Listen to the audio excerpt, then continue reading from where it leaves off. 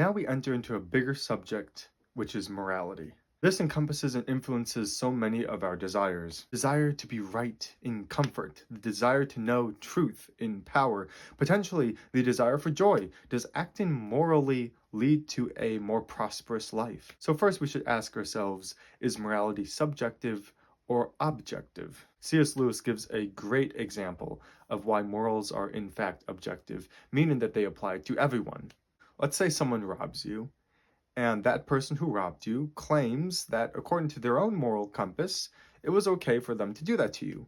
But then, as soon as you go and rob them, they're probably going to feel angry and complain that you shouldn't have done that to them. This is thus revealing that the robber does, in fact, have a problem, a rooted problem with robbing. They were just trying to justify their own actions, not based on their actual morals, but based on their preferences. The second reason I'd like to bring up why morality is objective is because when we debate morality, it isn't like when we debate other things like our favorite sports teams or clothes or our favorite cars. We inherently prescribe, adhere to some outside rulebook or authority. Arguing if a pepperoni pizza is better than a margarita pizza will not necessarily, at the end of the day, prove someone right or wrong, because this particular truth is subjective, and this truth is surrounding a subjective subject, favorite pizza.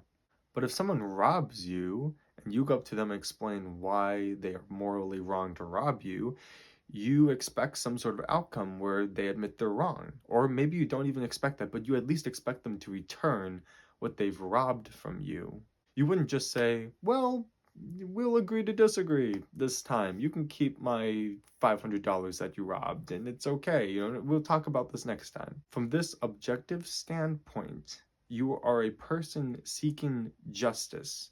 Justice is based upon or on a behavior that is morally right and fair. So in order to know what justice is, we first need to understand morality, because the word morally is literally in the definition of justice, and so you can't understand justice until you've understand morality. And we've all have sought justice at some point in our life, meaning that we all prescribe to the fact that morality does exist. We just have to figure out, well, why, how, what is morality? What is the scale in which justice is judged? So if morality is objective, which I believe I've shown it is, then that means it's universally applicable to everyone.